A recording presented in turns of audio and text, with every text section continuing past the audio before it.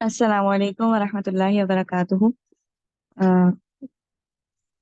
मेरा नाम तूबा रिजवान है और यहाँ आपको उम्मे याहिया लिखा हुआ दिख रहा है। याहिया मेरे बेटे का नाम है, तो इसलिए मेरे तमाम सोशल मीडिया अकाउंट्स का जो नेम है वो उम्मे याहिया है।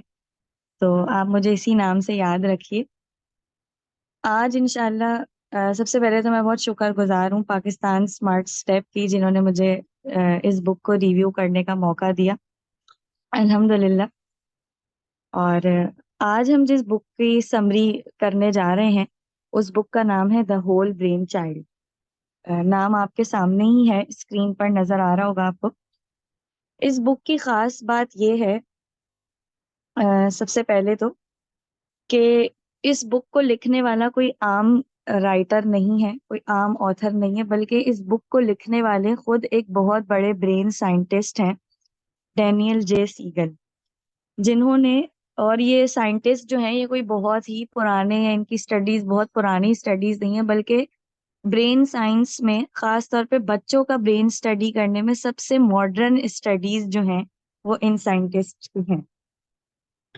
तो इन्होंने जब बच्चों के ब्रेन को स्टडी किया तो इन्होंने ये सोचा कि क्यों ना बहुत से पेरेंट्स को आगाह किया जाए कि वो अपने बच्चों की तरबियत, या हम जिसे पेरेंटिंग कहते हैं, वो किस तरह करें।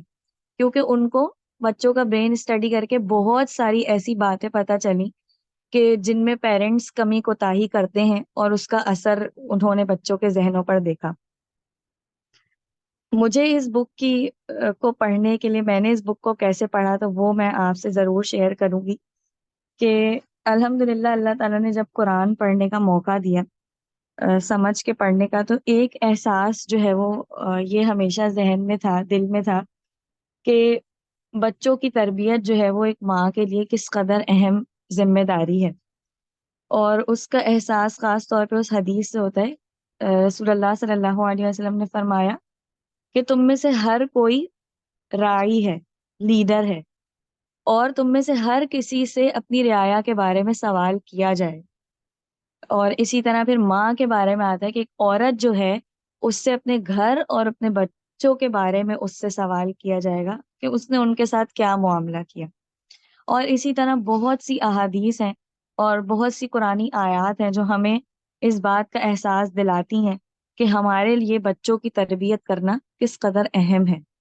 तो उस वक्त जो है वो एक ये अपने दिल में एक जिसे कहने के एहसास था कि मैं अब अपने बच्चे की तरबियत कैसे करूं। तो उसमें मैंने बहुत सारी चीजें, लेक्चर्स ढूंढना स्टार्ट किए, फिर किताबों का शौक हुआ तो किताबें ढूंढना स्टार्ट की। तो मुझे उसमें सबसे नंबर वन पे रिकमेंडेड बुक जो मिली वो ये थी, द होल ब्रेन चाइल्ड। कि अगर किसी पेरेंट को कोई बुक पढ़नी चाहिए ना कि वो अपने बच्चों की अच्छे तरीके से तरबियत कर सके, तो वो ये बुक है, जिसको दुनिया भर के जो है ना बहुत बड़े बड़े लोग, साइंटिस्ट हैं या पेरेंट्स हैं या कोचेज हैं, सब इस बुक को जरूर रेकमेंड करते हैं कि आप एज अ पेरेंट ये बुक जरूर पढ़ें। क्यों? क्योंकि इसके अंदर जो है वो जो ऑथर हैं उन्होंने 12 ऐसी स्ट्रेटजीज दी हैं, 12 स्ट्रेटजीज दी हैं कि अगर आप उन पे अमल कर लें तो आप एक बहुत बेहतरीन पेरेंट बन सकते हैं। तो अब हम इस किताब की समरी स्टार्ट करते हैं। आज इंशाल्लाह इसका पार्ट वन है, बहुत बड़ी किताब है। तो जो स्ट्रेटजीज है वो भी कोई इतनी इजी स्ट्रेटजीज नहीं है कि उनको एक ही सेशन में एक्सप्लेन कर दिया जाए। तो इंशाल्लाह मैं पूरी कोशिश करूंगी कि मैं इसको उर्दू में थोड़े देसी तड़के के साथ आपको एक्सप्लेन कर सकूं, इंशाल्लाह, ताकि हम इसको अच्छे तरीके से समझ सकें, इंशाल्लाह। अच्छा, द होल ब्रेन चाइल्ड का मतलब क्या है? आप सोच रहे होंगे इसका क्या मतलब है। तो द होल ब्रेन चाइल्ड का अगर हम उर्दू में तर्जुमा करें तो इसका मतलब है पूरे दिमाग का बच्चा। एक ऐसा बच्चा जो अपने पूरे दिमाग को इस्तेमाल करने की सलाहियत रखता हो। ठीक है, अब इसका क्या मतलब है? आप सोचेंगे क्या हमारा बच्चा पूरे दिमाग को इस्तेमाल करने की सलाहियत नहीं रखता क्या? ऐसा ही है। इसको समझाने के लिए मैं आपको एक बात बताती हूँ। एक इनिशियल लेवल पे अगर मैं आपको आसान सी बात बताऊं, तो अल्लाह ताला ने हमारे ब्रेन के डिफरेंट पार्ट्स को डिफरेंट काम दिए। यहाँ पर आप दो चीजें देख रहे हैं स्क्रीन पर। एक हिस्सा सोच समझ का है और एक हिस्सा जज्बात का है, फॉर एग्जाम्पल। ये दो मेन जो है ना पार्ट्स हैं जो मेन काम करते हैं हमारे जहन के। तो अब मैं आपको एक ऐसे बड़े इंसान की मिसाल देती हूँ जो अपने 30s में है, 40s में। हम सब ने ऐसे लोगों को देखा होगा या हमारे घर में होंगे, हो सकता है हम खुद हों, कि जिनको गुस्सा आता है तो हम 40 की उम्र में पहुंच कर भी हम गुस्से में आउट ऑफ कंट्रोल हो जाते हैं। हम चीखते हैं, चिल्लाते हैं, किसी को हर्ट करते हैं, चीजें उठा के भी फेंकते हैं बहुत सारे लोग। ये बिल्कुल परफेक्ट मिसाल है एक ऐसे शख्स की जो होल ब्रेन चाइल्ड नहीं था या अब होल ब्रेन एडल्ट भी नहीं है, यानी जिसके अंदर ये सलाहियत नहीं है कि वो अपनी सोच समझ और जज्बात को साथ लेके चल सके। क्यों? क्योंकि ये ऐसे एक बच्चे की भी मिसाल ले सकते हैं जिसको गुस्सा आया तो आपका बच्चा चीख रहा है, चिल्ला रहा है, बिल्कुल आउट ऑफ कंट्रोल हो गया, तो इसका मतलब कि वो इस वक्त अपने इमोशंस को रेगुलेट नहीं करना जानता। और ये बात अहम क्यों है? क्योंकि अगर हमने इस लेवल पे उनको अपने इमोशंस को, अपने जज्बात को, उनका इस्तेमाल किस तरह करना है, क्योंकि जज्बात होना ये नेचुरल है, गुस्सा आना, उदास होना, खुश होना। लेकिन हमें ये मालूम होना चाहिए कि जब हम इन इमोशंस को एक्सपीरियंस करें तब हमारा रद्द अमल कैसा हो। बहुत से अभी कुछ वक्त पहले की बात है कि मैंने एक 9 साल की बच्ची से, सॉरी 7 साल की बच्ची से मैंने ये सवाल पूछा कि जज्बात क्या होते हैं या इमोशंस के बारे में। तो उसने कहा कि मुझे नहीं मालूम, मुझे नहीं पता कि क्या होता है। तो मैं इस बात पे मुझे बड़ी हैरानी हुई कि हम अपने बच्चों को ये बात नहीं सिखाते कि जज्बात क्या होते हैं। गुस्सा आ रहा है तुम्हें, तुम उदास महसूस कर रहे हो, तुम खुशी महसूस कर रहे हो, जब तक हम अपने बच्चों को नहीं बताएंगे कि वो कौन सा इमोशन एक्सपीरियंस कर रहे हैं, उनको नहीं पता चलेगा। उनको वो अपने इमोशंस के बारे में बिल्कुल ला इल्म है, और इस वजह से वो जब उसको पहचान नहीं पाते तो उसको कंट्रोल नहीं कर पाते, तो यहाँ से तो सारा मामला बिल्कुल ही बिगड़ जाता है।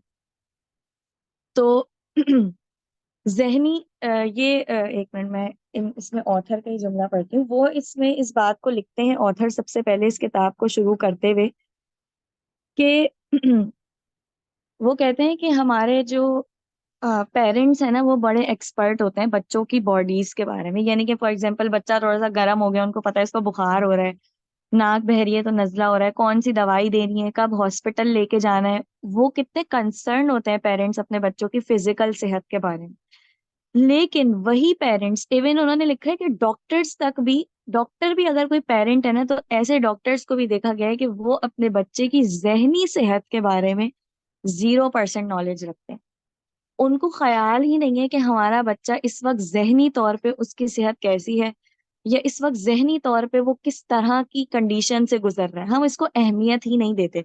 तो इन्होंने इस बात में ये बुक में ये बात शामिल की है बिल्कुल इंट्रोडक्शन में, कि और फिर उन्होंने कहा है कि जहनी सेहत के बारे में फिर भी बहुत सारी किताबें लिख भी दी गई हैं, चलो कि सॉरी जहनी इलनेस के बारे में लिख दी गई हैं कि जहनी बीमारियां क्या क्या होती हैं, लेकिन जहनी सेहत क्या होती है इसके बारे में बहुत कम लोगों ने बात की है। कि हम ये कैसे देखें कि हम खुद जहनी तौर पे सेहतमंद इंसान है या नहीं। फिजिकली तो आप टेस्ट कर लेते हैं ना, कोई कैंसर है तो उस पर बहुत सारी चीजें आ रही, कोरोना आया तो आगे आप कैसे चेक करेंगे आप सही हैं या नहीं है। लेकिन आप ये कैसे चेक करेंगे कि मैं जहनी तौर पे सेहतमंद हूँ या मेरा बच्चा जहनी तौर पे सेहतमंद है? उसके लिए एक पहली चीज तो मैंने आपको ये बता दी, ये सिम्टम्स बता दिए कि अगर आप अपने जज्बात में कंट्रोल नहीं कर पाते, और ये दोनों तरफ है, खुशी है तो कुछ लोग खुशी के मौके ही बहुत आउट ऑफ कंट्रोल हो जाते हैं। अब कुछ बच्चे जो हैं वो बहुत चीखते चिल्लाते हैं, ओवर जिसे कहते हैं ना, हम हो जाते हैं। ये बच्चे भी किसी को पसंद नहीं होते। तो ये भी क्या है कि एक जज्बात पे बहुत ज्यादा आगे निकल जाना। इसी तरह सोच समझ भी हद से ज्यादा अगर आगे बढ़ जाए तो ये भी जहनी सेहत नहीं कहलाती। कुछ लोग लॉजिकल, जो बहुत ही लॉजिकल फैमिलीज में रहे होते हैं, बहुत ही ज्यादा, आप इसकी मिसाल ले लें शदीद पढ़ी लिखी फैमिलीज जो होती हैं, उसमें बहुत सारे लोग हद दर्जा लॉजिकल हो जाते हैं। और वो इतने लॉजिकल हो जाते हैं कि फिर वो दूसरों के जज्बात का ख्याल ही नहीं रखते। ये भी एक जहनी बीमारी भी बन जाती है लोगों के। तो हमें इन दोनों के बीच का रास्ता अगर हमने इख्तियार किया हुआ है कि हम दूसरों के जज्बात का भी ख्याल रखते हैं और हम सोच समझ को भी साथ लेके चलते हैं, तो इसको हम कह सकते हैं कि ये एक जहनी सेहत है। ठीक है। और हम अपने बच्चे से भी यही चाहेंगे कि वो एक ऐसा एडल्ट बने कि वो कितना भी बड़ा हो जाए वो इन दोनों चीजों को साथ लेके चले, तो वो एक जहनी तौर पे सेहतमंद इंसान बनेगा। लेकिन अगर हमने अभी से ही इस चीज को टैकल नहीं किया, अपने बच्चे को नहीं सिखाया, और ये चीज सिखाई जाती है, ये कोई बच्चा खुद नहीं सीख लेता, उसके पेरेंट्स उसको सिखाते हैं, वो उसके लिए रोल मॉडल होते हैं। कि फॉर एग्जाम्पल माँ को गुस्सा आया तो माँ क्या करती है गुस्से में, वो अपने बच्चे के लिए रोल मॉडल है कि मुझे अपनी जज्बाती सिचुएशन में क्या करना होता है। और जैसा कि मैंने आपको बताया, ये किताब जो है वो इसलिए बहुत अच्छी है कि ये हमें डायरेक्ट स्ट्रेटेजीज देती है कि हमें क्या करना है। तो इंशाल्लाह भी आपको पता चलेगा कि हम अब अपने बच्चे को जहनी तौर पे सेहतमंद इंसान कैसे बना सकते हैं। उससे पहले आपको एक सवाल पूछना है अपने आप से, जो कि ऑथर ने सब पढ़ने वालों से पूछा है। वो कहते हैं कि what do you really want for your children. सबसे पहले आप अपने बारे में, अगर आप एक फिक्रमंद माँ है या बाप है, तो आप सबसे पहले अपने आप से ये सवाल करें, आप अपने बच्चे से चाहते क्या है।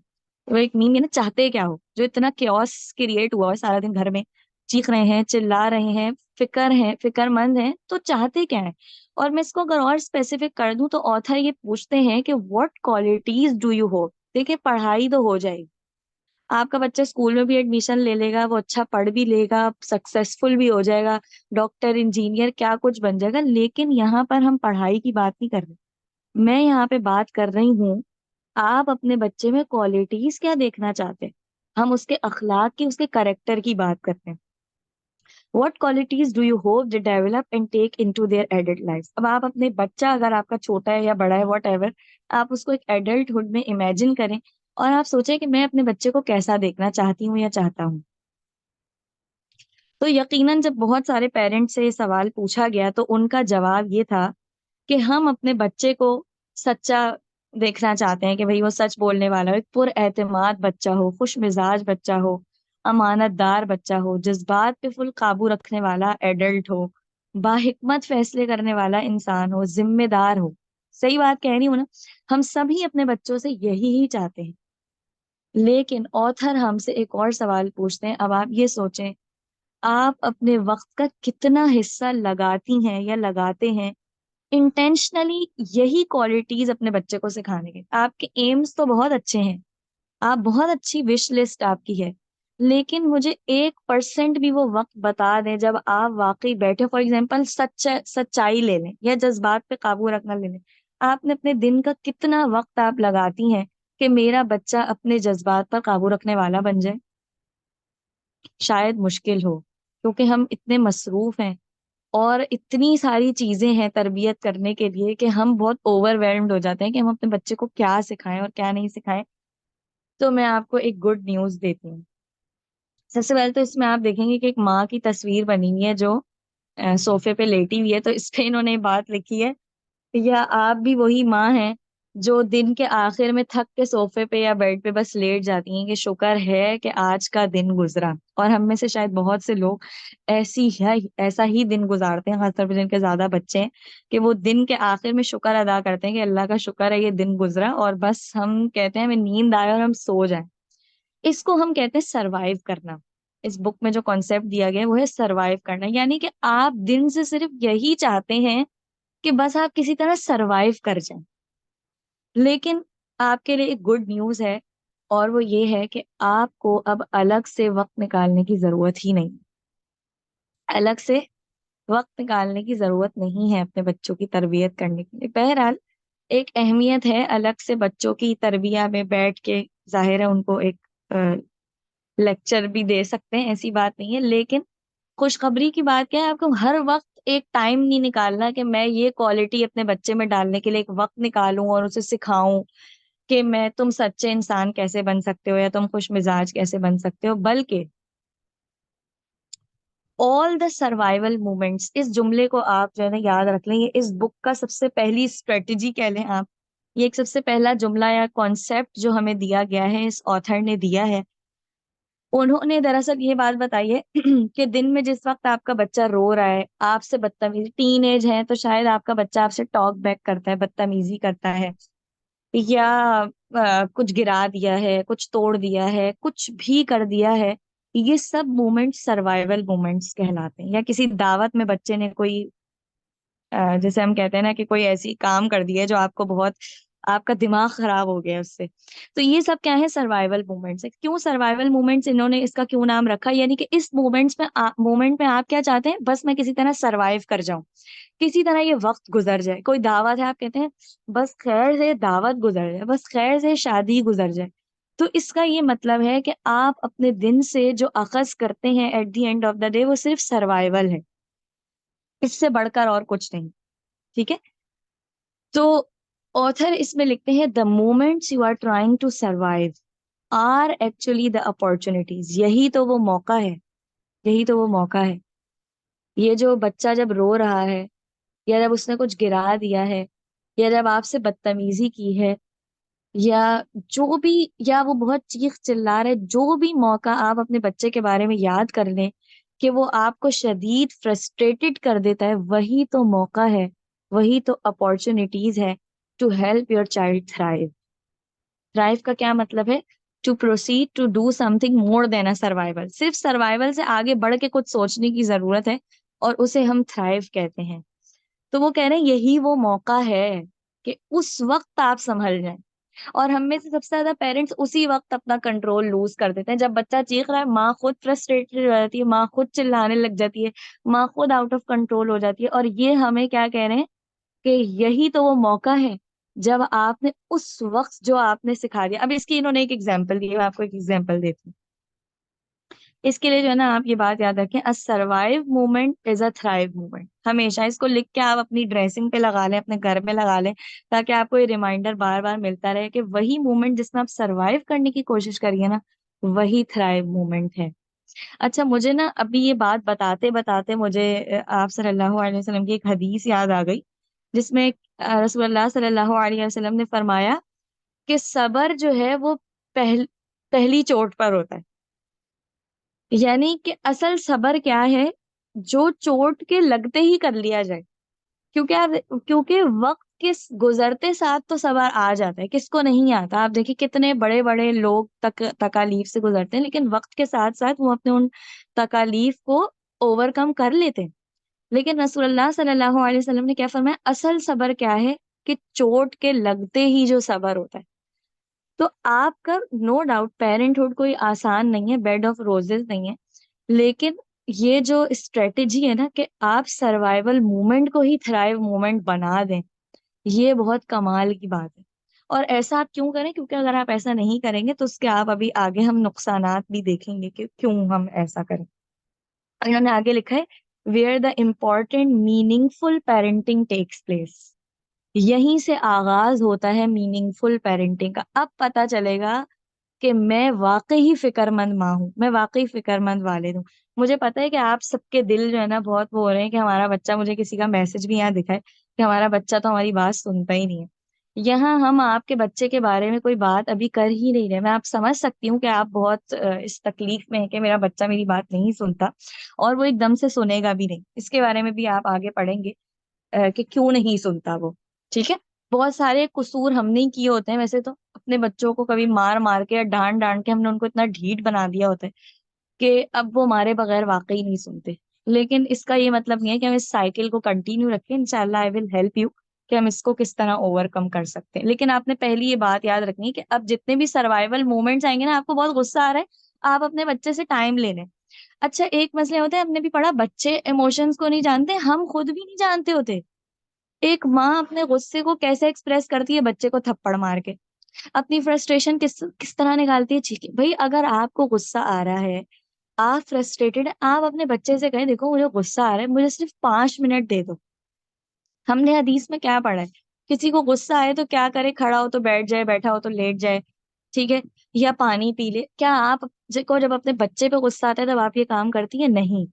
हम फौरन, हमारे पास होता है एक बच्चा कंट्रोल करने के लिए, हम उसको कंट्रोल कर सकते हैं, उसके मुंह पे रख के थप्पड़ मारते हैं, हमारा सारा गुस्सा निकल जाता है। आपको किसने कहा है कि आप अपना गुस्सा इस तरह निकालें? आप अपने गुस्से की एनर्जी को किसी भी तरह और निकालें, लेकिन उसको अपने बच्चे पर मत निकालें। ठीक है। आप पानी पी लें, आप अपने बच्चे से कहें तुम मुझे सिर्फ 5 मिनट दे दो। आप 5 मिनट उससे लें, अपना कमरा बंद करके बैठ सकती हैं, थोड़ी देर बैठ जाएं, थोड़ी देर सांस ले लें, पानी पी लें, या कोई भी और काम आपको जो करना है वो आप कर लें। लेकिन अपने बच्चे से जब बात करें ना, तो आप अपने जहन को जो है ना प्रेजेंट रखते हुए बात करें। ठीक है। अच्छा, इसकी मिसाल इन्होंने ये दी है, सर्वाइव वुमेन को थ्राइव वुमेन बनाने की मिसाल इन्होंने इस तरह दी है। उन्होंने कहा है कि फॉर एग्जाम्पल अगर आपके दो बच्चे आपस में लड़ रहे हैं, तो बहुत अच्छी सर्वाइवल टेक्निक क्या हो सकती है कि आप अपने उन दोनों बच्चों को अलग कर दें। और अगर मैं देसी हाउस होल्ड की बात करूं, तो हो सकता है माँ आए, देखे दो बच्चे शदीद लड़ रहे हैं, वो बहुत जोरदार जो है ना गुस्से में वो उनको डांटे, तुम लोग को समझ नहीं आती, वॉट एवर, और हो सकता है कि वो उन दोनों को मार भी लगा दे। और ऑथर इसमें लिखते हैं कि शायद ये वक्ती तौर पे एक बेहतरीन सर्वाइवल टेक्निक तो हो सकती थी कि माँ ने अपने बच्चों को अलग कर दिया, लेकिन उन्होंने कहा है कि ये वो वक्त था जब एक माँ अपने दोनों बच्चों को क्या सिखा सकती थी, about reflective listening and hearing other person point of view. ये कितना अच्छा मौका था कि आप अपने बच्चे को ये सिखाती कि सिर्फ तुम्हारी बात सुन के मैं दूसरे को जाके नहीं मारूंगी, बल्कि आप जाती ठंडे दिमाग से दोनों के बीच में बैठती और आप दूसरे बच्चे का भी मौकफ पूछती कि बताओ क्या मसला हुआ है। हम क्या करते हैं, हम दूसरे बच्चे से पूछते ही नहीं है कि क्यों हुआ क्या हुआ, हम बोलते हैं, बस हम जो है ना गुस्से में आके रिएक्ट कर देते हैं। तो ये वो मौका था जहां आपका बच्चा आपसे ही ये सीख सकता था कि देखो मेरी माँ ने मेरी बात सुन के जज्बाती रिएक्शन नहीं दिया, बल्कि मेरी माँ बैठी और उसने हम दोनों से पूछा। इसका मतलब उसके दिल में आएगा मेरी माँ दूसरे बच्चे को भी उतनी अहमियत देती, ठीक है ना। यहीं से फिर आपको पता है जेलिसी का आगाज भी होता है। एक बच्चे ने सोचा देखो मेरी माँ ने मेरी बात नहीं सुनी, उसके दिल में एक नफरत सी पैदा हो जाती है। एक बच्चा सोचता है देखो मुझे तो ज्यादा अहमियत मिल गई, मेरी बात की वजह से मेरी माँ ने दूसरे को मारा, अब वो हर दफा यही एक्सपेक्ट करेगा कि मेरी माँ मेरे कहने पर दूसरे बच्चे की जाके क्लास ले ले। ठीक है। तो ये मैं आपको नुकसानात भी साथ साथ बता रही हूँ और आप क्या कर सकते थे ये भी बता रही हूँ। अच्छा, माँ ये भी सिखा सकती थी about clearly and respectfully communicating your own desires. आप अपने बच्चे को सिखा सकती थी कि हम इज्जतदार तरीके से अपनी डिजायर्स को कैसे कम्युनिकेट कर सकते हैं। अच्छा, अब ये भी एक हमारा कल्चरल ट्रॉमा कह लें या कुछ भी कह लें, हमें हमेशा यही बताया गया है कि आपकी डिजायर्स अहम है ही नहीं। आप क्या सोचते हैं, बच्चा क्या सोच रहा है, क्या चाहता है, हम कहते हैं बच्चे को अहमियत ही मत दो। इसी तरह हम इतने बड़े हो जाते हैं, लेकिन हमें हमेशा फिर सप्रेस कर करके हम अपनी डिजायर्स फिर अपने दिल में ही रखते हैं। आपका बच्चा अगर इस मौके पर अपनी किसी कॉन्फ्लिक्ट में वो अपने आप को कम्युनिकेट करना नहीं सीखेगा, तो वो बड़ा इंसान एडल्ट बन जाएगा, लेकिन उसको कॉन्फ्लिक्ट्स हल करने नहीं आएंगे। कॉन्फ्लिक्ट्स हल वो कर ही नहीं सकेगा, क्योंकि आपने कभी उसको हल करके दिया ही नहीं, हल करना सिखाया ही नहीं, सॉरी, हल करके देना भी नहीं चाहिए, हल करना सिखाया जा सकता है इस तरीके से, ठीक है। सेक्रीफाइस, कुर्बानी देना सिखा सकते थे, निगोशिएशन सिखा सकते थे कि हम दूसरे से कैसे निगोशिएट कर लें, फॉरगिवनेस, माफ करना सिखा सकते थे। Soon children will become more proficient at handling conflict without parental guidance.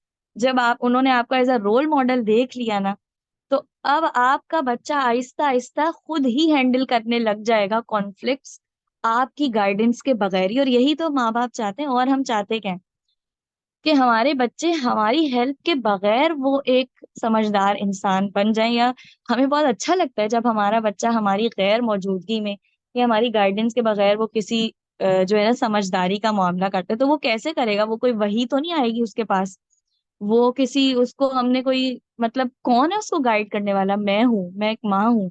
और इसमें इन्होंने पेरेंट्स को और मेंटोर या टीचर वॉट एवर जो भी आप हैं, इन्होंने सबको इसमें एज अ पेरेंट ही कम्युनिकेट किया, ठीक है।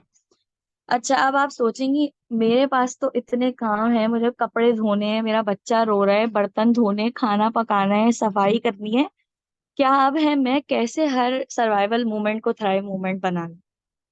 यकीनन आप यही सोच रही होंगी, और आप सोचेंगी कि मैं इतनी ठंडी कैसे हो जाऊं कि मैं हर बात पे अपने बच्चे को बैठ के प्यार से समझाने लगूं।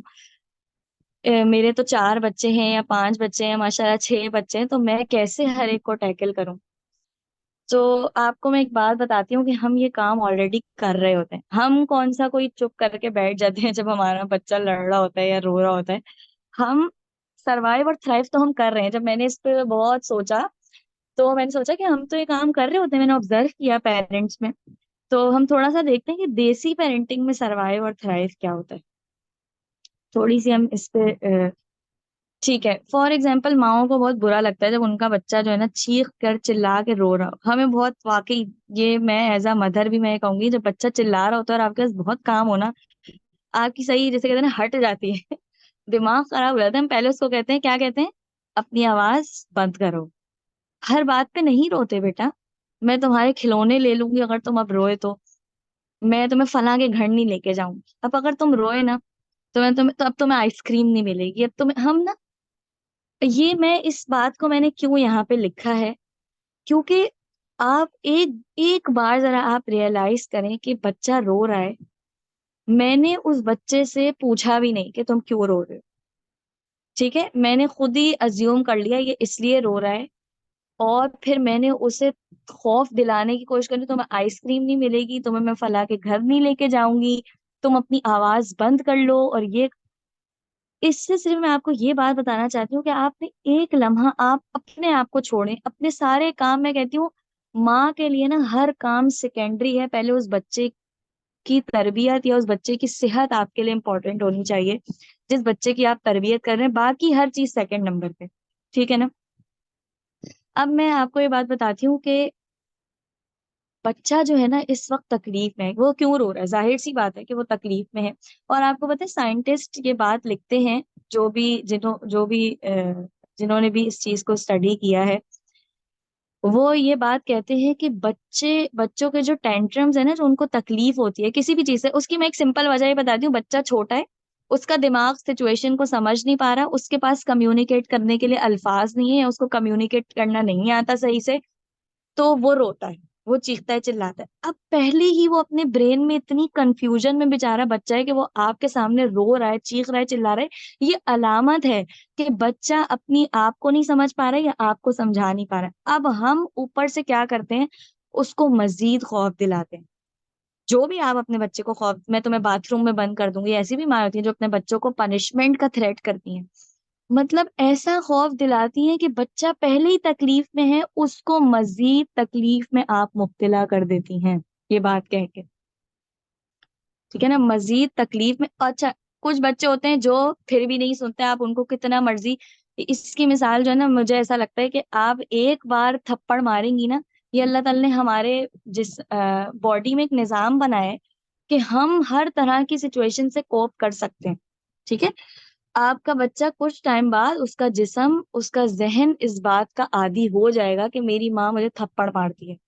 अब उसके लिए वो थप्पड़ अहमियत नहीं रखेगा, अब उसके लिए वो चीखना चिल्लाना अहमियत नहीं रखेगा। अगली बार आपको उससे ज्यादा चिल्लाना होगा, उससे ज्यादा जोरदार थप्पड़ लगाना होगा। इसीलिए आप देखें, माएं मारना स्टार्ट करती हैं थप्पड़ से पहले, उसके बाद वो आ जाती है किसी डंडे के ऊपर जब वो हाथ से नहीं मार सकती, उसके बाद वो आ जाती है बेल्ट के ऊपर।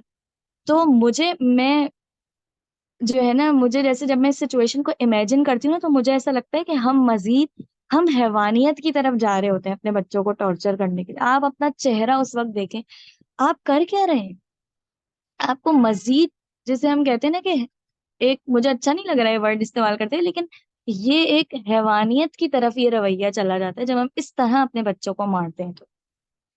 तो ये बिल्कुल, आपको किसने कहा है कि ये तरीका है बच्चे को डिसिप्लिन करने का, किसने कहा है। और आप उल्टा बच्चे के जहन पे, अच्छा, दूसरा अंदाज क्या होता है, दूसरा ये होता है कि बच्चा उन तकालीफ को जो आप उसको थ्रेट्स दे रही हैं, ट्रॉमा दे रही हैं, वो उसको अपने जहन में रखता चला जाएगा। और उसको एक बार जब ये अंदाजा हो जाएगा ना कि मेरी माँ मेरी बात नहीं समझती, बस अब यहाँ से आगाज हो गया कि बच्चा अपनी बातें अपने दिल में रखता जाएगा। और आपको पता भी है, आप जरा स्टडी करके देख लें कि स्ट्रेस हमारे ऑर्गन्स पे, हमारे ब्रेन पे, हमारे जिस्म पे किस तरह असरअंदाज होता है। पूरे जिस्म, पता नहीं कितनी ही बीमारियों की वजह सबब बन जाता है स्ट्रेस। शदीद स्ट्रेस हमें अंदर से तबाह करके रख देता है। और ये स्ट्रेस का आगाज कोई एडल्टहुड में जाके नहीं होता, स्ट्रेस का आगाज बचपन से ही होता है, क्योंकि हमने बच्चे की बात सुनी नहीं, उसको कभी कम्युनिकेशन करने का मौका ही नहीं दिया, तो बस अब वो अपने दिल में रखता है। या कुछ माएं जो है वो मार लगाने का क्या बात कहती है, मार खाए बगैर तो तुम सुनते ही नहीं हो, ये जुमला बहुत आम है। क्यों? क्योंकि हमने उसको मारा है। अब मैंने बताइए कि हमारा बच्चा अब मार के बगैर कैसे सुनेगा, जब आपने उसका ब्रेन इसी तरह ही बना दिया, आपने उसकी घुट्टी में ये बात डाल दी है कि जब तक तुम्हें थप्पड़ नहीं पड़ेगा तब तक तुम नहीं सुनोगे, अब वो वाकई नहीं सुनता, वाकई नहीं सुनता। तो अब आप जब तक उसको नहीं मार लगाती, जब तक आप उसको एक कमरे में ले जाके नहीं वो करती, तब तक वो आपकी बात नहीं सुनता। ठीक है। मैं अब आपसे एक सवाल करूंगी। ये बातें, देसी बातें जो है ना, इस बुक में नहीं थी, लेकिन मैंने सिर्फ इसलिए लिखी है ताकि मैं आपको और अच्छे से रियलाइज करवा सकूं कि इसके कितने नुकसान हैं। आप मुझे ये बताइए, क्या ये तरबियत करने का सही तरीका है? अब आप बोलेंगे हमारे पेरेंट्स ने भी ऐसा ही किया, और हमें जाहिर है कि ये एक चीज हमें एक जनरेशनल ही मिली है, क्योंकि हमने देखा हमारे पेरेंट्स हमें इस तरह डिसिप्लिन करते थे, तो हमने भी अपने बच्चों को ऐसे ही डिसिप्लिन किया। आपको पता है कुरान में अल्लाह ताला ने कितनी ही जगह इस बात पे इंसान को सोचने के लिए सोचने पर उभारा है। किस बात पे? किस बात पे उभारा है? कि क्या तुम अपने बाप दादा की ही पैरवी करते रहोगे? दीन के मामले में भी अल्लाह ताला ने बात की कि नहीं, तुम्हें सोचना समझना चाहिए कि मैं किन चीजों में अपने बाप दादा की पैरवी कर रहे हैं हम। आपको कोई डिसिप्लिन करने से मना नहीं कर रहा। जब हम जो जेंटल पेरेंटिंग की तरफ जैसे ही लोग जाने लगते हैं ना, तो उनको कहा जाता है मारो इसे। मारे बगैर तो नहीं सीखेगा ये। मारे बगैर तो बच्चा समझेगा ही नहीं, इसको डांटना पड़ेगा। आपको कौन कह रहा है? अल्लाह का शुक्र है हमारा दीन हमें डिसिप्लिन करना सिखाता है, लेकिन उसकी एक खास एज है, उसके कुछ खास तरीके हैं। आप उन तरीकों को पढ़ें, उन पर इल्म हासिल करके अपने बच्चों को डिसिप्लिन करें। और मैं तो कहती हूँ, एक कुकिंग करनी होती है ना, हम 50 रेसिपीज देख लेते हैं कि कुकिंग किस तरह करनी है, लेकिन हमें जो बच्चे की तरबियत करनी है ना, जो हमारी जिंदगी का सबसे अहम अहम वो है, बाप भी और माए भी, दोनों को करनी है तरबियत। हम तरबियत के बारे में नहीं पढ़ते। हम में से आप देखें कितनी ही खवातीन ऐसी हैं जो अपनी फैमिली में सिर्फ उनका दिन खाना पकाते, सफाई करते, लोगों को इनवाइट करते, दावतें करते गुजर जाता है, और उनके बच्चे रोलते रहते हैं बस। उनको ख्याल ही नहीं है अब के मुझे अपने बच्चे की तरबियत करनी है। क्यों नहीं है? या तो जाहिर है ऐसा माहौल ही है। तो मैं सिर्फ ये एक बात का एहसास आपको दिलाना चाहती हूँ कि आपके लिए हर काम सेकेंडरी होना चाहिए, और अपने बच्चे की जहनी सेहत और उसकी तरबियत आपके लिए नंबर 1 पे होनी चाहिए। उसके लिए आप इल्म हासिल करें, पढ़ें मैंने अपने बच्चे की तरबियत कैसे करनी। अच्छा, डिसिप्लिन करने का सही तरीका इख्तियार करें। किताबें भरी पड़ी हैं, लेक्चर्स भरे पड़े हैं, आप खोलें, आज से खोलें यूट्यूब पर, देखें कि मैं अपने बच्चों की तरबियत किस तरह करूं। सिर्फ इसलिए कि हर बात पे चिल्ला के खौफ दिलाकर और मार कर बच्चा चुप हो जाता है, तो क्या ये सही तरीका होगा बच्चे की तरबियत करने का? ये जाने बगैर कि बच्चे की शख्सियत और जहन पर इसके कितने बुरे असरात पड़ते हैं। अच्छा, मैं ना, मुझे किसी ने एक बात बताई कि उनका बच्चा जो है ना, वो अपने बच्चे को नहला रही थी, और उनके बच्चे ने जो है ना, बहुत सुन ही नहीं रहा था उनकी बात। जाहिर है कि आजकल सब पेरेंट्स का यही मसला है कि हमारा बच्चा नहीं सुनता। अच्छा, उनका बच्चा उनकी बात नहीं सुन रहा था। उन्होंने क्या किया कि नहाते नहलाते हुए ही जो है ना, अपने बच्चे के रख रख के 2-3 थप्पड़, और वो हर महफिल में बैठ के ना इस बात को बाकायदा वो कॉन्फिडेंस के साथ वो ये बात बताई थी कि मैंने तो इसके 2 थप्पड़ लगाए, वो सुन, और वो फिर वो फौरन रोने लग गया और वो चुप हो गया और उसने मेरी बात मानी।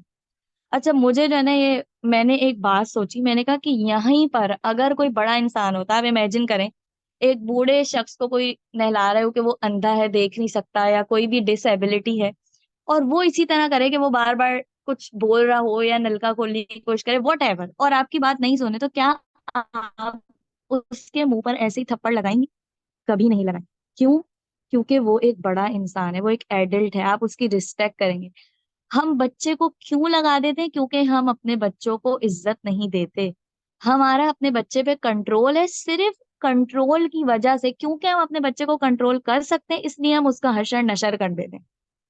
जो, और ये सिर्फ बच्चे नहीं, आप देखें हमारे एक माशरे में ये चीजें, हम जिसको कंट्रोल कर सकते हैं ना, हम उसको दबा के कंट्रोल करते हैं, ये जाने बगैर कि हम उसको सही तरीके से कंट्रोल करें नहीं। अल्लाह ताला ने शोहरों की भी अगर हम बात करें, तो शोहरों को ही अल्लाह ताला ने कितनी जगह कुरान में कहा है कि उनके साथ मारूफ तरीके से, उनको बहुत अच्छे तरीके से उनके साथ बर्ताव करो, उनको बहुत अच्छे तरीके से उनको रखो अपने साथ। क्यों ये बात की? क्योंकि जो लीडर होता है ना, जो कंट्रोल कर रहा होता है, उसके लिए बड़ा इंपॉर्टेंट है कि वो जब कंट्रोल कंट्रोल करने की अल्लाह ताला ने उसको वो दी है, पोजीशन दी है, तो अब वो उसको अच्छे तरीके से इस्तेमाल करे, उसको किसी और की जिंदगी तबाह ना कर दे वो कंट्रोल करने में। तो यही मामला हमारा बच्चों के साथ भी है कि हम अपने बच्चों को इज्जत ही नहीं देते। मैं ना इसकी हमेशा एक मिसाल देती हूँ कि आप, या तो आपके अपने बच्चे के लिए शायद इतने बड़े गोल नहीं है, बहुत सारे पेरेंट्स ऐसे भी हैं कि उनका लड़का जो है मैंने देखे भी हैं कि वो एक आदमी बन जाता है, उसकी शादी हो जाती है, लेकिन माएँ जो है ना यही चाहती हैं कि ये लड़का हमारे कंट्रोल में रहे। वो उसको अहमियत नहीं देती। फिर इस तरह क्या होता है कि वो उसकी बीवी को कोई अहमियत नहीं देती, उसके बच्चों को कोई अहमियत। वो एक पूरी फैमिली डिप्राइव्ड फैमिली बन जाती है। इसका आगाज यहीं से होता है, कंट्रोल से। कंट्रोल, बिला वजह का कंट्रोल। ठीक है, हमारा वक्त कम है और बातें ज्यादा हैं, तो मैं आगे बढ़ती हूँ।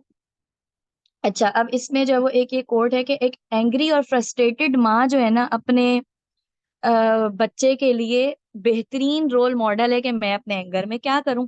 फॉर एग्जाम्पल, बच्चे को किसी और बात पे गुस्सा है, लेकिन आपको बच्चे पे गुस्सा है, तो आप तो उसके लिए अब रोल मॉडल है। मेरी माँ गुस्से में मारती है, आप लिख के रख लें, जो माएं अपने बच्चों को गुस्से में पीटती हैं, उनके बच्चे आपस में एक दूसरे को गुस्से में पीटते हैं। ये तो मैंने देखा है, तो मैंने क्लियरली देखा है। और मैं बहुत हैरान होती हूँ कि किस तरह इनके बच्चे महफिल में या कहीं भी पब्लिक में भी वो ख्याल नहीं करते, वो अपने बहन भाइयों को रख के थप्पड़ मारते हैं, और उनकी माएं बेबस होती हैं। अब कितनी दफा आप अपने बच्चे को थप्पड़ मारने में जो है ना आप उसको डिसिप्लिन करेंगे, क्योंकि आप खुद यही करती हैं गुस्से में। मैं सिर्फ इस बात की अहमियत इसीलिए बता रही हूँ, इसलिए बता रही हूँ कि मारना कोई नॉर्मल बात नहीं है। नॉर्मल बात नहीं है मारना। आप किसी बड़े को नहीं मार सकते, तो आप बच्चे को भी क्यों मारते हैं? आप बच्चे को क्यों ये बिहेवियर सिखा रहे हैं कि तुम्हें गुस्सा आए तो तुम मारो, तुम फ्रस्ट्रेटेड हो। अच्छा, हमारे यहाँ ना एक प्रैक्टिस होती थी, बच्चे को कोई चोट लग गई ना, तो टेबल से लगी है, टेबल को मारो, मारो टेबल। अब मैंने ना एक चीज नोट की कि जिसके साथ ये किया जाता था ना, अब उसके जहन में क्या बात फीड हो गई कि मुझे जिससे भी चोट लग रही है ना, मैंने उसे मारना है।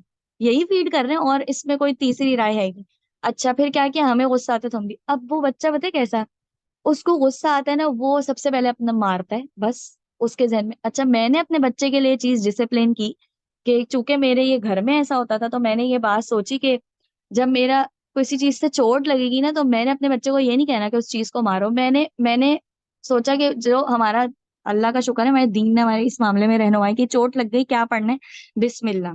सबसे पहले आप बिस्मिल्लाह कहो, और अल्लाह ताला, मैं अपने बच्चे को कहती हूँ अल्लाह ताला आपको शिफा दे, लाओ मैं आपके माल हल्का सा मल देती हूँ बिस्मिल्लाह पढ़कर, मैं अल्लाह ताला से दुआ कर देती हूँ कि अल्लाह ताला आपको शिफा दे। और जब कोई ये जुमला कहता था ना कि मैं इसको टेबल को मारती हूँ, तो मैं उसको कहती थी नहीं, हम टेबल को क्यों मारे, टेबल ने आपको क्या किया। अब अल्हम्दुलिल्लाह अल्हम्दुलिल्लाह ये बात मुझे इतनी रिपीट करनी पड़ी कि आपकी सोच, आप कहते हैं ना हमारा बच्चा सुनता नहीं है, मैंने इस बात को इतना रिपीट किया कि लिटरली मुझे बहुत खुशी हुई जब मेरे बच्चे को खुद चोट लगती है ना, तो वो मुझे कहता है कि मम्मा मेरे लिए दुआ कर दो, या खुद दुआ कर लेता है अपने लिए कि अल्लाह पाक मुझे शिफा दे दे। तो अल्हम्दुलिल्लाह ये छोटी छोटी बातें होती हैं जो हम अपने बच्चों को सिखा सकते हैं। तो मैंने ये भी देखा कि एक दिन मेरे बच्चे को बहुत तेज बुखार था, और वो नींद में जो है ना वो, मैंने उसको देखा, छोटा सा मेरा बच्चा 2 साल का है, और वो नींद में दुआ कर रहा है कि अल्लाह पाक याह्या को शिफा दे दे। और मैं उस वक्त नींद में थी, लेकिन मेरे लिए इतना प्राउड मदर मोमेंट था ना वो, कि मैंने कहा कि शुक्र है कि जो सिखाया है ना वो आपको दिखता है, नजर आता है फिर अपने बच्चों में कि मैंने मेहनत की है ना, तो वो मुझे नजर आ रही है। ठीक है, तो आप, मैं कहने का मकसद ये है कि आप रोल मॉडल है। बच्चे को चोट लगती है, आपको गुस्सा आ रहा है, आप उस वक्त क्या करती हैं, आपको चोट लगती है आप क्या करती हैं, हर चीज में आप उसके लिए रोल मॉडल है। आप गहरी सांस लेके ना, जब आपको गुस्सा आ रहा हो, आप एक तरफ बैठ जाएं और सोचें कि मेरा, इसीलिए उन्होंने बोला है कि सर्वाइव मोमेंट थ्राइव मोमेंट है, वही मौका बहुत अहम है।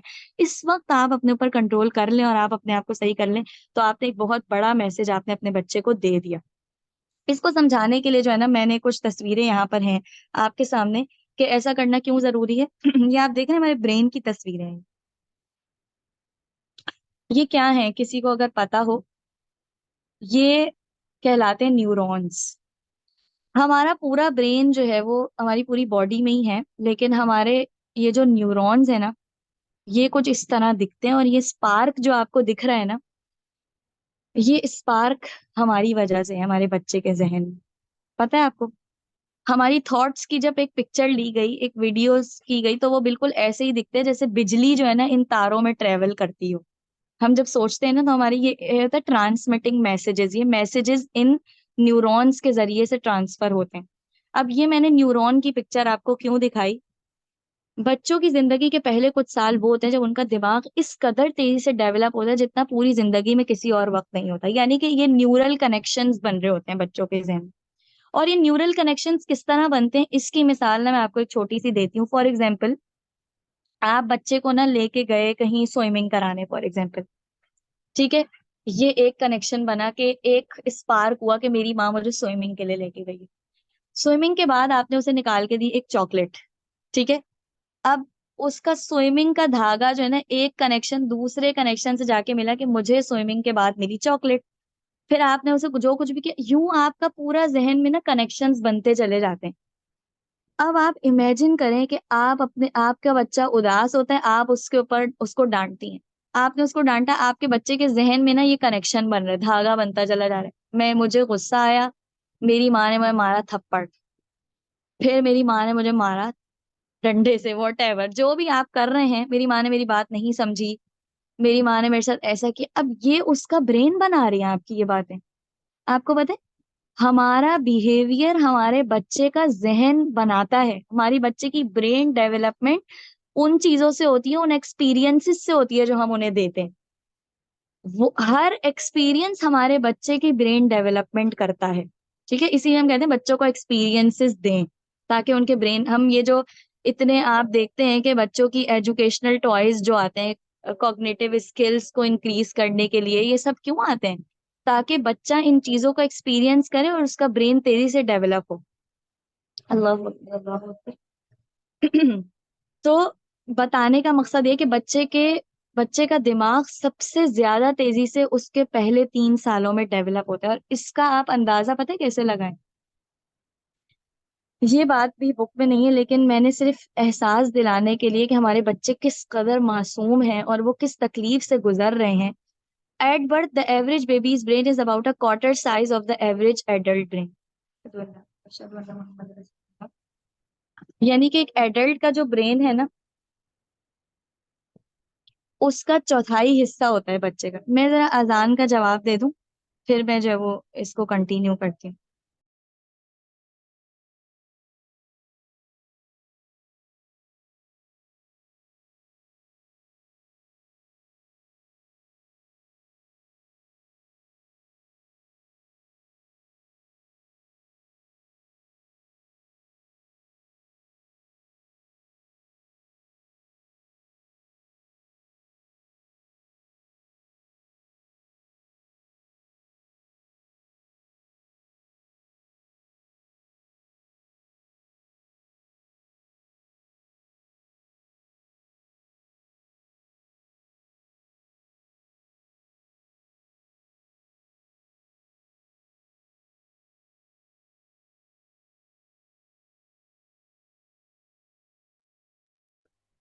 अच्छा, मैं सिर्फ आपको ये एहसास दिलाने के लिए ये बात बता रही थी कि बच्चा जब पैदा होता है ना, तो उसका ब्रेन एक एडल्ट ब्रेन का बिल्कुल चौथाई साइज जितना होता है।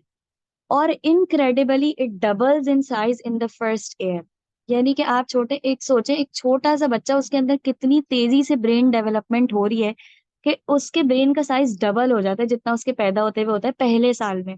और and keeps growing about 80% of the adult size by age 3 and 90% nearly full grown by age 5।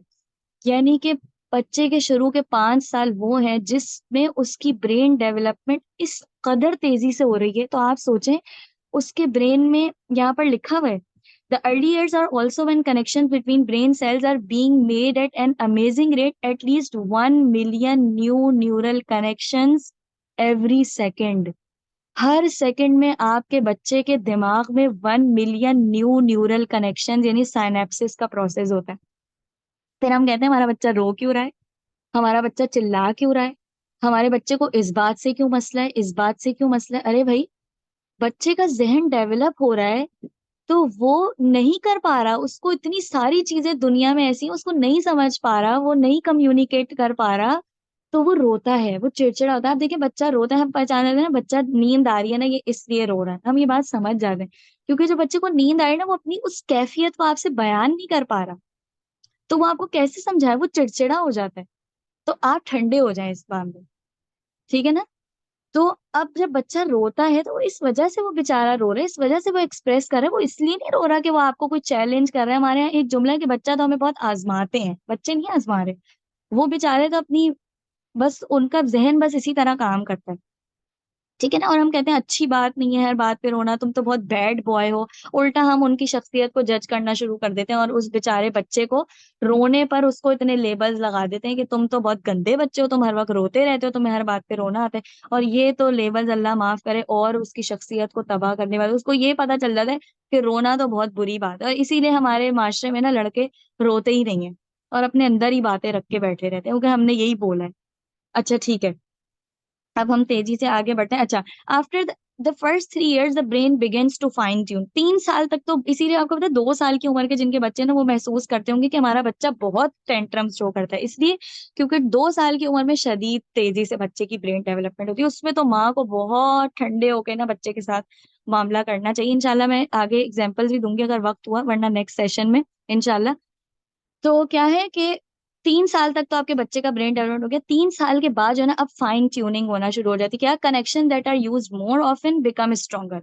जिन जो काम आप ज़्यादा करती हैं ना अब बच्चे के साथ, तो अब वही स्ट्रॉन्ग होगी। यानी फॉर एग्ज़ाम्पल आप बच्चे को मुँह से तो बहुत कहती हैं कि प्यार से बात करो, लेकिन आप खुद बहुत बदतमीज़ी से बात करती हैं, खुद बहुत चिल्ला के बात करती हैं। तो जो एक्शन ज़्यादा हो रहा है आपका बच्चा वही सीखेगा।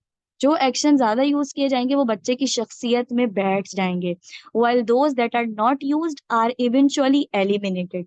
जो चीज़ें आप यूज़ नहीं करेंगी, नहीं आप उसको सिखाएँगी, नहीं आपकी शख्सियत में हैं, वो चीज़ें उसकी शख्सियत से बिल्कुल मिट जाएँगी। This is a normal process. इसको प्रूनिंग कहते हैं इस प्रोसेस को, that makes the brain more efficient. ज़ाहिर है अल्लाह ताला ने हमारे ज़हन में एक चीज़ रखी है कि हमारे ब्रेन उन चीज़ों को भुला देता है जो एक्शंस नहीं बार-बार रिपीट होते, वो बहुत पीछे चले जाते हैं और जो बार-बार रिपीट होते हैं, वो हमारी घुट्टी में बैठ जाते हैं बच्चों की। इसीलिए इसीलिए मैंने नीचे जुमला लिखा है बार-बार दोहराएँ, बार-बार सिखाएँ, बच्चों को समझ नहीं आती, बच्चों को बार-बार सिखाने से ही चा बातें उनके ज़हन में बैठेंगी। हम कहते हैं एक बार मैंने बोला है ना, हो जाए। हो जाए। आप अपना रवैया हम ये देखें अल्लाह ताला हमारे साथ कितने रहीम है, अल्लाह ताला ने नमाज़ों के टाइम स्पेंड्स कितने बड़े-बड़े रखे हैं। फ़जर हुई, उसके बाद ज़ोहर तक फ़जर का टाइम रहता है। अल्लाह ताला भी तो हमें बुला रहे हैं ना। लेकिन अल्लाह ताला ने हमें इतना टाइम दिया है कि चलो जितनी सहूलत हो, तुम उस हिसाब से जब तुम्हें वक़्त मिले तुम तब आओ नमाज़ पढ़ो। अव्वल बहरहाल ज़ाहिर है कि सवाब सबसे ज़्यादा तभी का है जब आप अव्वल वक़्त में नमाज़ पढ़ो। मैं ये नहीं कह रही कि इसका मतलब आप अपने बच्चे को बुला के उसको बोलें कि नहीं जब तुम्हारी मर्ज़ी तुम तब मेरी बात सुनना।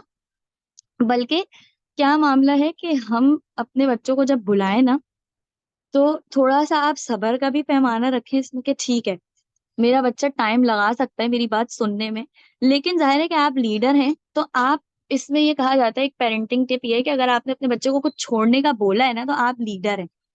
नहीं छोड़ा, आप जाएँ उसके पास और उसके हाथ सिंपली वो चीज़ आप ले लें कि बेटा मैंने तुम्हें कहा है ना कि आप ये यहाँ रख दो, तो बस अब आप रख दो, ये चीज़ आपके लिए सही नहीं है। एक इसमें मसला ये भी होता है कि हम बच्चों को बहुत बिला वजह भी टोकते हैं। बच्चा फॉर एग्ज़ाम्पल अगर बेड पे कूद रहा है या सोफ़े पे कूद रहा है, अब लड़का है भई कूदेगा, जंपिंग तो करेगा, आप उसको थोड़ी देर करने दें जंपिंग अगर कोई नुकसान की चीज़ नहीं है। हमारी ये भी आदत होती है कि हमने अपने बच्चे को हर चीज़ पे टोकना है। अब हर चीज़ पे टोक-टोक के ना वो इस बात का आदी बन चुका है कि मेरी माँ मुझे हर बात पे टोकती है, वो इसलिए भी नहीं सुनते। मतलब बहुत सारे रीज़न्स हो सकते हैं आपका बच्चा आपकी बात क्यों नहीं सुनता। तो इसके लिए और भी बहुत सारी किताबें हैं या बातें हैं वो हम और देख सकते हैं। ख़ैर इस टॉपिक में मैं बात नहीं कर रही कि किस तरह आपका बच्चा सुने, मैं आपके बिहेवियर की बात कर रही हूँ। आपने अपना रवैया अच्छा ही रखना है। अगर आप चाहती हैं कि आपका बच्चा गुस्से में, फ्रस्ट्रेशंस में आराम से बात करे, जेंटली स्पीक करे, आप खुद से और मैंने इस चीज़ को अपने छोटे से बच्चे के साथ भी एक्सपीरियंस किया। मेरा बच्चा जब मुझे ज़ाहिर है छोटा था, 2 साल का था, तब वो भी अपने इसी तरह ही एक्सप्रेस करता था। वो चीख के या बोल के, तो मैंने उसको एक बात समझाई कि, "क्या हिया? आप मुझसे बोलो, प्यार से बोलो।" मैं उसको बोल के बताती कि मामा आप प्लीज़ मुझे ये दे दें। मैंने इतनी बार इस जुमले को रिपीट किया है, इवन अपना लहज़ा चेंज करके और अपनी टोन चेंज करके कि तुम्हें किस तरह बात करनी है और आप यकीन करें मैंने खुद एक्सपीरियंस किया कि मेरा बच्चा जब गुस्से में था ना, तो उसने मुझसे ऐसे ही बात की, अपने गुस्से में भी और कभी मुझे गुस्सा आया तब भी उसने मुझसे इतने प्यार से बात की। तो ये एक मुझे यानी कि मैं गुस्से में थी ना, तो मैं ठंडी हो गई उसका इतना प्यारा लहज़ा देख के और वो ऐसे ही नहीं आता, वो हम ही सिखाते हैं अपने बच्चों को। ठीक है? अब हम हमारा टाइम कितना रह गया? 20 हो ठीक है। अब साइंटिस्ट कहते हैं कि यही वो मौका है, जो क्रूशियल स्किल्स है ना, जो आप चाहते हैं आपके बच्चे की शख्सियत में बैठ जाए, यही वो साल है, पैदाइशी साल, शुरू के 5 साल खासतौर पे बहुत इंपॉर्टेंट है।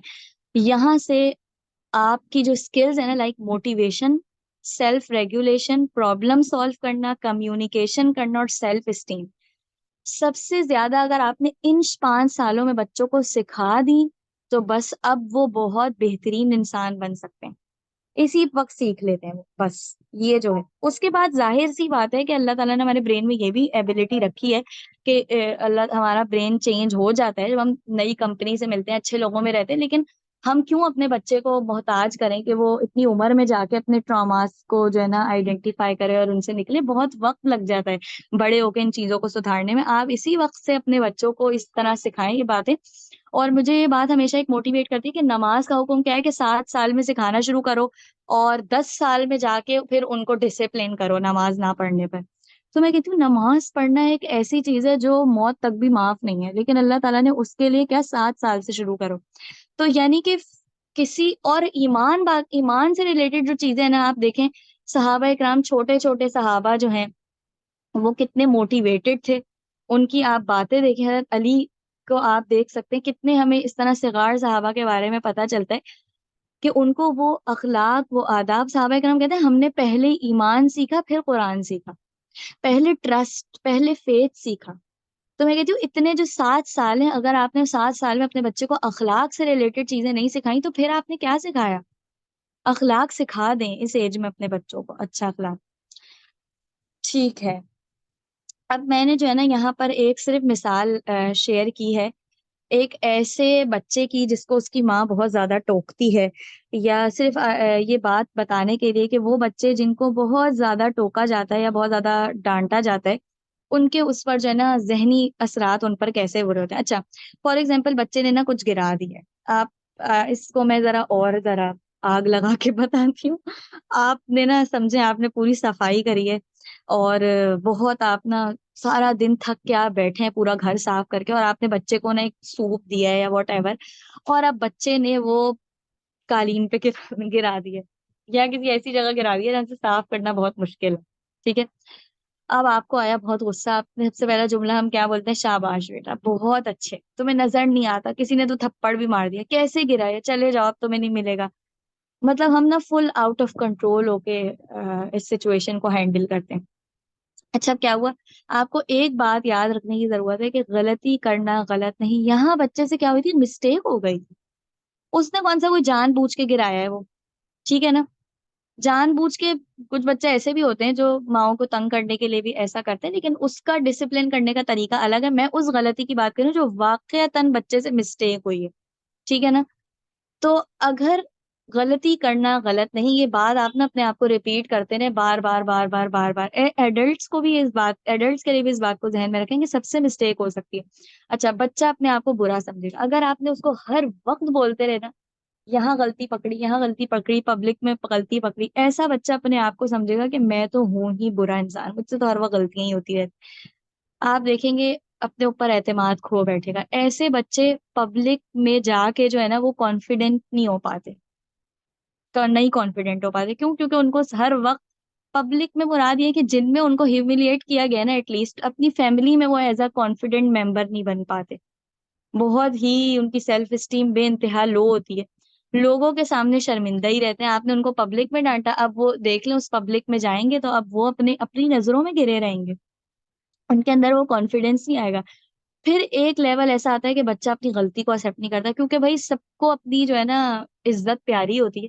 जब आप बच्चे को जरूरत से ज्यादा जलील करते हैं ना, तो वो क्या करता है पब्लिक में, फिर वो अपनी गलती नहीं, वो कहेगा मुझसे तो ये नहीं हुआ, मैंने ये नहीं किया। वो उसका एक ऐसा एटीट्यूड हो जाता है, वो दूसरों पे ब्लेम डालता है। और इसकी वजह क्या होती है कि शायद उसके माँ बाप ने उसको बहुत ज्यादा उसकी गलतियों पे डांटा है, मिस्टेक्स पे डांटा है। तो अब वो क्या करेगा, एक्सेप्ट ही नहीं करेगा। मैंने खुद देखा भी है कि वो ऐसे बच्चे क्या करते हैं, उनसे गलती हुई, उनको बोला ये किसने किया है, वो फौरन दूसरे पे नाम डाल देंगे। और जाहिर सी बात है, जब आपका बच्चा अपनी गलती कबूल नहीं करेगा तो एक टाइम आएगा वो अपनी गलतियां आपसे छुपाएगा। क्यों? क्योंकि आप उसकी गलतियों को एक्सेप्ट नहीं करते, आप उसको एक देखना ही नहीं चाहते। क्योंकि हमारा बच्चा गलती करे तो हम कहते हैं तुम बहुत गंदे बच्चे हो, तुम बहुत बुरे इंसान, ठीक है ना, तुम तो बहुत चिड़चिड़े हो, और उसको लेबल्स लगाते हैं। अब वो क्या करता है, अब वो अपनी गलतियां छुपाता है। अब वो आपके सामने गलतियां तो वो सारी जिंदगी करेगा, सारी जिंदगी करेगा। सिर्फ वो इतना जरूर करेगा कि वो आपसे छुपा लेगा, क्योंकि आपका रवैया उसे नहीं देखना। और छुपाने के लिए फिर क्या करेगा, झूठ बोलेगा। झूठ गुनाहों की जड़ है। उसका आगाज आप देखें। एक मैंने कुछ दिनों पहले एक वो देखी, एक रील थी, उसमें एक यही मेंटोर ही थी, वो एक बात बोल रही थी। The most strict parents raise most जो है ना परफेक्ट लायर्स। सबसे ज्यादा सख्ती करने वाले जो पेरेंट्स है ना, वो आप कह लें कि वो रेज करते हैं, वो तरबियत करते हैं सबसे बेहतरीन झूठ बोलने वाले बच्चों की। क्यों? क्योंकि उनकी शख्सियत में फिर ये बात आ जाती है, क्यों झूठ क्यों बोलते हैं, वो आपका नहीं देखना चाहते हर वक्त गुस्सा। वो आपसे हर वक्त अपनी इज्जत अफजाई तो नहीं करवा सकते। एक टाइम तक तो आप उनका आप पे कंट्रोल था, लेकिन जब वो बड़े होंगे, उनकी इज्जत उनको प्यारी है, वो झूठ बोलेंगे और फिर वो बातें छुपाएंगे। और इसीलिए जो है वो एक माँ के लिए, या एक टीचर के लिए, या आप जिस भी लेवल पे आप बच्चों के साथ है ना, आपको कोशिश करनी चाहिए कि आप अपने बच्चों को कम से कम जज करें, कम से कम जज करें। जज करें ही मत। बल्कि आपको पता है, अब तो ये भी स्टडी है कि आप अपने बच्चों को गुड बॉय और बैड बॉय भी मत बोल। क्यों? हम पता है, हम अपने बच्चे के भी नहीं है, हमारा तो मामला है कि हम अपने बच्चे को अच्छा बोलने के लिए हम बोलते हैं फलां का बच्चा बुरा है। देखो फला बच्चा वो तो बहुत गंदा बच्चा है, तुम अच्छे बच्चे हो। पता नहीं हम सोचते क्यों नहीं है भाई बातें करने से पहले। यानी कि हम बच्चे से अपनी बात मनवाने के लिए हम उसको कह रहे हैं कि दूसरे का बच्चा गंदा है और वो उसको गंदा बच्चा समझे। अच्छा, और गुड बॉय और बैड बॉय बोलने से क्या होता है कि बच्चा गुड बॉय पूरा का पूरा तो नहीं हो सकता ना, एक बच्चा अच्छा है तो उसके अंदर कुछ बुरी बातें भी हो सकती हैं। हम उसको गुड बॉय बोल के आसमान पे चढ़ा देते हैं कि तुम तो बहुत अच्छे बच्चे, और बैड बॉय बोल के बेचारे के अंदर जो अच्छाई हैं वो भी सारी खराब कर देते हैं। अच्छा, अब ये लिखा हुआ you can tell when someone grew up with fear based parenting. आप बता सकते हैं आसानी से कि कौन सा बच्चा बहुत फेयर बेस्ड पेरेंटिंग में रहा है, उसके माँ बाप ने उसको बहुत खौफ में रखा है। They always think they are in trouble. वो हमेशा जो है ना सोचते हैं कि वो ट्रबल में है, और उन चीजों के लिए माफी मांगते हैं जिनके लिए उनको माफी नहीं मांगनी चाहिए, और वो थिंग्स को बहुत ज्यादा एक्सप्लेन करते हैं। ये अलामत है, जो लोग बहुत ज्यादा अपनी बातों को एक्सप्लेन करते हैं ना, तो ये अलामत है कि उनको उनसे बहुत ज्यादा एक्सपेक्टेशंस रखी गई हैं जब भी वो एक्सप्लेन करते हैं। और ये आप आसानी से देख सकते हैं। खैर बहरहाल, अब मैं इंशाल्लाह बाकी चीजें जो है वो, अच्छा आप इन्होंने बहुत अच्छा सवाल है कि अब बच्चे से कुछ गिर गया तो आप उसको कैसे बोल सकते हैं, कोई बात नहीं बेटा, आपसे गलती हो गई, आपके कपड़े गंदे हो गए, आओ मैं साफ। अब जब बच्चा उस वक्त तकलीफ में भी है, बेचारे के पाँवों पे गिर गया है, बेचारे के कपड़ों पे गिर गया है, तो आपके कपड़े गंदे हो गए, आओ मैं साफ कर दूं, क्या आप सफाई करने में मेरी मदद करोगे? आप यहीं पर उसको ये भी सिखा सकते हैं कि भाई तुमसे कुछ गिरा है, तुम उसको भी एक कपड़ा पकड़ा दे, चलो आओ तुम मेरे साथ साफ करो। बेटा अगली बार और एहतियात से काम लेना, बस बात खत्म। इस तरह आप इसको टैकल कर सकते हैं। इससे ज्यादा चीखने चिल्लाने और ओवरवेल्म्ड होने की जरूरत है ही नहीं। बस गलतियों पर इस तरह का बिहेवियर हो, उसकी उसको पहले सोचें बेचारे पे क्या गुजरी, कोई बात नहीं बेटा गलती हो गई। अब इससे पता है क्या होगा, उससे जिंदगी में कोई भी गलती होगी ना उसको ओन करेगा, क्योंकि आपने उसको ओन करना सिखाया है कि बेटा कोई बात नहीं, तुमसे गलती हो सकती है। फिर वो पुरएतमाद बच्चा होगा, अपनी गलतियों को एक्सेप्ट करेगा, लोगों के सामने शर्मिंदा नहीं रहेगा, उसकी सेल्फ स्टीम कभी कम नहीं होगी, वो आपसे गलतियां छुपाएगा ही नहीं कभी भी। वो कहेगा मेरी माँ तो बल्कि मेरी सपोर्टर है। इसमें मैं अपनी सेशन का इख्तिताम इस बात से करूंगी कि दीन जब हम मुझे ये बात थी इस किताब को पढ़ने के बाद ही समझ आई कि अल्लाह ताला ने रसूलुल्लाह सल्लल्लाहु अलैहि वसल्लम की जब क्वालिटीज बताई ना कुरान में, तो उनमें से एक क्वालिटी अल्लाह ताला ने ये बताई है कि वयुज़क्कीहिम, कि वो नबी उनका तज़किया करे, उनको पाक करे। तो रसूलुल्लाह सल्लल्लाहु अलैहि वसल्लम अपने सहाबा का तज़किया किया करते थे। क्या मतलब? उनकी सहाबा कराम से कोई गलती हो जाती थी ना, वो आप सल्लल्लाहु अलैहि वसल्लम के पास आकर, मैं सोचती हूँ हमसे कोई गलती हो जाए, हमारे अंदर इतना कॉन्फिडेंस ही नहीं कि हम अपनी टीचर से जाके कहें कि मिस हमने ये इतनी बड़ी गुनाह कर दी है। क्यों? हमें पता है हमारी मिस हमें जो जज करेंगे, हम अपनी मिस के सामने अपना इमेज अच्छा रखना चाहते हैं। लेकिन आप सल्लल्लाहु अलैहि वसल्लम ऐसे उस्ताद थे, ऐसे नबी थे कि लोग अपने बड़े बड़े गुनाहों का तज़किरा उनके सामने एडमिट करते थे कि मुझसे गलती हो गई, और आप सल्लल्लाहु अलैहि वसल्लम उनको उसका हल बताते थे, उनको उसका तज़किया। आप अपने आप से एक सवाल पूछ रहे, क्या मेरा बच्चा, क्या मैंने अपने बच्चे को इतना कॉन्फिडेंस दिया है कि उससे बड़ी से बड़ी गलती हो जाए और वो ये सोचे कि मेरी माँ मेरा साथ देगी, मेरी माँ मेरी इस गलती को सॉल्व करेगी और मेरी मदद करेगी? अगर तो ये सोचता है तो वेल एंड गुड, आपका बच्चे का ट्रस्ट आप पे बहुत अच्छा है, और अगर ये नहीं सोचता तो आपको दोबारा अपने बच्चे से कनेक्ट करने की जरूरत है। तो आज का जो खुलासा था वो यही था कि आप अपने बच्चों से कनेक्ट करें, बातचीत करें। इंशाल्लाह ये इस बारे में हम इंशाल्लाह बहुत जल्द नेक्स्ट सेशन में पढ़ेंगे। अब बच्चों से बातचीत कैसे करनी है, उनसे कनेक्ट कैसे करना है, और उनका मसाइल को हल कैसे करना है। ठीक है, इंशाल्लाह हम वो नेक्स्ट सेशन में करेंगे। चलें, सुब्हानक अल्लाहुम्मा व बिहम्दिका नशहदु अल्ला इलाहा इल्ला अंता नस्तगफिरुका व नतूबु इलैक। आपको इंशाल्लाह जहां से आपको अपडेट मिली है इस सेशन की, आप वहीं से नेक्स्ट सेशन की अपडेट ले लीजिएगा। अच्छा, इस चैट बॉक्स में ना काफी सारे लोग काफी सारे सवाल कर रहे हैं, तो अब ये आप बता दें, जो को होस्ट जो हैं, कि इन सवालों का क्या करना है। या तो आप स्क्रीनशॉट लेके अगर आप मुझे सेंड कर दें तो मैं भी इन सवालों को पर्सनली एनालाइज कर लूं कि क्या क्या पेरेंट्स के सवाल हो सकते हैं जिन पे गौर किया जा सकता है कि उनको उसके जवाब दिए जाएं इंशाल्लाह। ठीक है। मेरा तो सेशन हो गया है मुकम्मल, अल्हम्दुलिल्लाह। जज़ाकुमुल्लाहु खैर, थैंक यू सो मच जो आए, जिन्होंने अटेंड किया और जिन्होंने होस्ट किया। जज़ाकुमुल्लाहु खैर। अस्सलाम वालेकुम व रहमतुल्लाहि व बरकातुहू। अ, थैंक यू सो मच उम्मे याहिया, जज़ाकिल्लाह खैर for such a beautiful session. और इसका ये हमारा पार्ट 1 था। पार्ट 2 जो है वो इंशाल्लाह नेक्स्ट सैटरडे होगा, सेम टाइमिंग नेक्स्ट सैटरडे इंशाल्लाह ताला। और जो भी क्वेरीज हैं वो आप व्हाट्सएप पे सेंड कर सकते हैं। हमारा जो बुक कैफे का ग्रुप है उसमें आप सेंड कर दीजिए। आप और काफी लोगों के वहाँ पे पास ना मैं इसमें नंबर भी नहीं है, अगर आप एक व्हाट्सएप नंबर इधर शेयर कर दें या कुछ, जिससे जिन लोगों के पास नहीं है वो कनेक्ट कर सके हमसे। वैसे तो मुझे लिंक शेयर करना होगा ग्रुप का, लेकिन अभी मेरे अच्छा। पास वो लिंक नहीं है। मैं फिलहाल अपना नंबर शेयर कर रही हूँ, आप लोग मुझे जी। कांटेक्ट कर लें तो फिर मैं जो है वहां से व्हाट्सएप पे ही लिंक शेयर कर दूंगी।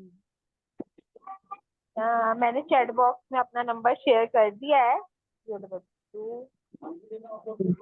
और बिल्कुल ये बुक पीडीएफ में भी अवेलेबल है, तो इंशाल्लाह वो भी देख लेंगे कि इसका क्या करना है, कैसे शेयर करना है। तो जिसको जिसको जो है व्हाट्सएप ग्रुप हमारा ज्वाइन करना है वो मुझे व्हाट्सएप पे कांटेक्ट कर लीजिए। I will add you in the book cafe group. और इंशाल्लाह ताला नेक्स्ट सैटरडे मिलते हैं। इसका पीडीएफ वगैरह भी मैम जूबिया कौसर हमारी मॉडरेटर हैं बुक कैफे की, वो वहाँ पे इंशाल्लाह शेयर कर देंगी। जज़ाकुमुल्लाह खैर इंशाल्लाह। everyone who participated and Umme Yahya for conducting such a beautiful session. Thank you so much. अल्लाह हाफिज। इसकी वेलकम। रिकॉर्डिंग जैसे ही मेरे पास आ जाती है मैं शेयर करके और लिंक शेयर करवा दूंगी हूँ। अल्लाह हाफिज। इंशाल्लाह। अल्लाह हाफिज। अस्सलाम वालेकुम व रहमतुल्लाहि व बरकातहू।